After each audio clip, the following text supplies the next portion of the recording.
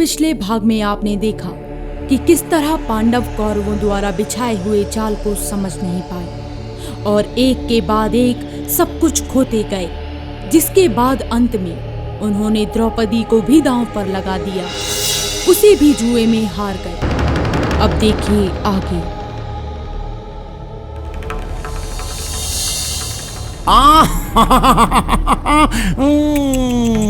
आपने तो अभी अपनी बीवी को भी हार लिया।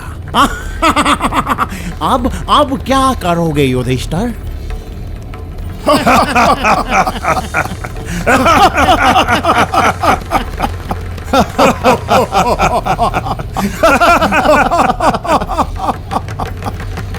दुशासन! जी भैया।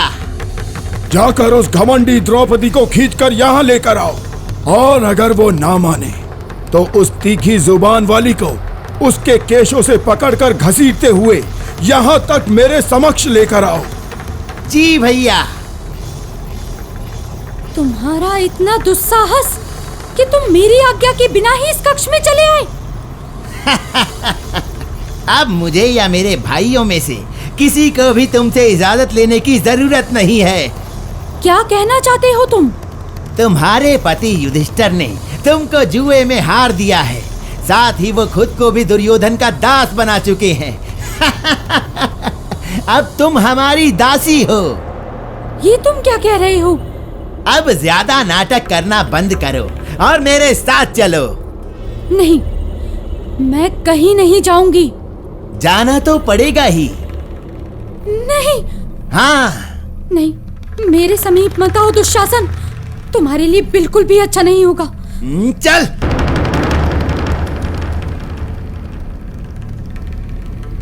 नहीं, छोड़ मुझे। चल। छोड़ दे मुझे। चल मेरे साथ। मैं तुम्हारी भाभी हूँ। अरे निर्लज्ज, छोड़ मुझे। ये भूल है तेरी। छोड़ मुझे। तुझे मुझ पर दया आनी चाहिए। छोड़ मुझे। ये क्या कर रहे हो तुम? छोड़ दो मुझे, जाने दो। मैं तुम्हारे आगे हाथ जोड़ती हूँ, मुझे जाने दो। छोड़ मुझे।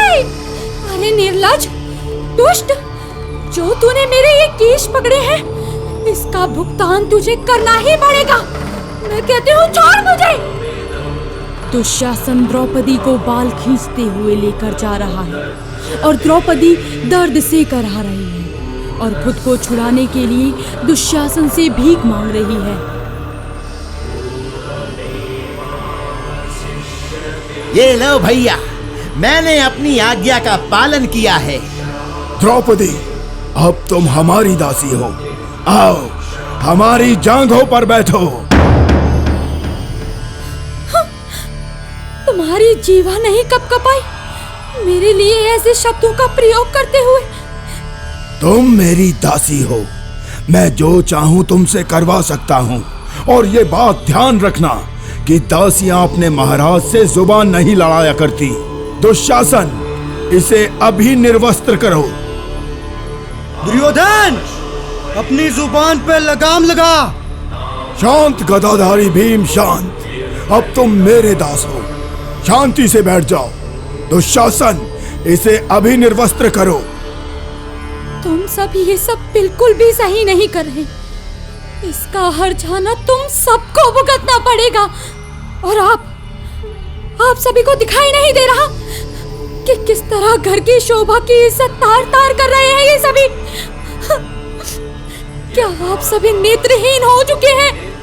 ये कैसी न्याय सभा है जहाँ एक स्त्री के साथ अन्याय होते हुए आप सभी बस देखे जा रहे हैं? यहाँ एक स्त्री के साथ नंगा नाच हो रहा है और आप सब मौन हैं। क्या इस तरह करते हैं आप सब न्याय? नाटक मत कर, जो कह रहे हैं वो कर। इस सभा में आज जो भी हो रहा है उसका उत्तर अब तुम सबको देना पड़ेगा। एक स्त्री को वस्त्रहीन करने का षड्यंत्र रचा जा रहा है, लेकिन यहाँ पर बैठा हर एक विद्वान मौन है। अपने सम्मान की सुरक्षा हम मुझे खुद ही करनी पड़ेगी। मैं द्रौपदी वचन लेती हूँ, मैं तब तक अपने केशों को खुला रखूंगी जब तक इस दुशासन के रक्त से अपने केश नहीं धो लेती।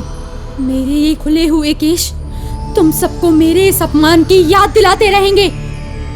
मैं भी ये प्रण लेता हूँ, जिस जंगा पर दुर्योधन ने द्रौपदी को बैठाने की बात की है उसे उसके शरीर से अलग कर दूंगा। द्रौपदी को निर्वस्त्र करो। जिसका कोई नहीं होता उसके गिरधर गोपाल है। मैं उनका आवाहन करती हूँ, अब वही मेरी रक्षा करेंगे। हे कृष्ण, हे कृष्ण, हे कृष्ण, हे कृष्ण, हे कृष्ण, हे कृष्ण, हे कृष्ण, हे कृष्ण, हे कृष्ण। आखिर में दुशासन जब थक गया तो वो वहीं जमीन पर बेहोश हो गया। सभा में बैठा हर एक व्यक्ति हैरान था। कृष्ण की द्रौपदी पर कृपा देख सभी डर गए, जिसके बाद धृतराष्ट्र ने सभी पांडवों को उनकी हारी हुई धन संपत्ति और उनकी खोई हुई मान मर्यादा भी लौटा दी। लेकिन उस बदले की आग को अब पांडवों में से कौन बुझाता? द्रौपदी के अपमान के बाद महाभारत का आगाज हो गया। उस महाभारत का जिसके जिक्र भर से ही लोगों के मन में भाई से भाई के युद्ध और घर में ही युद्ध होने से जुड़ी स्मृतियां जुड़ जाती हैं। उस महाभारत का जहां भाइयों की एकता ना होने की वजह से कलह की परिस्थिति हो गई, जहां घर जैसे कुछ रहा ही नहीं, सब भस्म हो गया।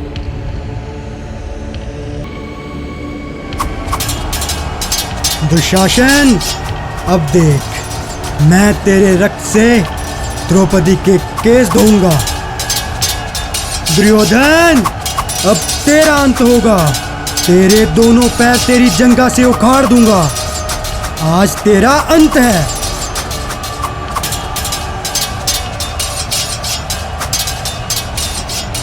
और इस तरह द्रौपदी के अपमान का बदला ले लिया गया।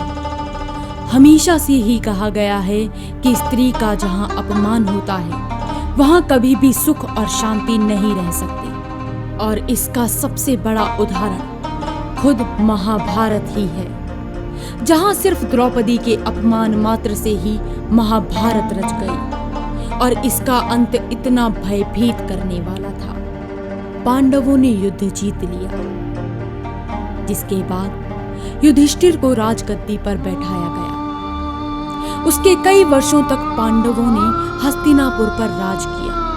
साथ ही हमें महाभारत से ये सीखने को मिला कि अगर हम अपनों के साथ एकता बनाए रखें और उनका सम्मान करें तो कभी भी इस तरह की भयानक परिस्थिति नहीं आएगी।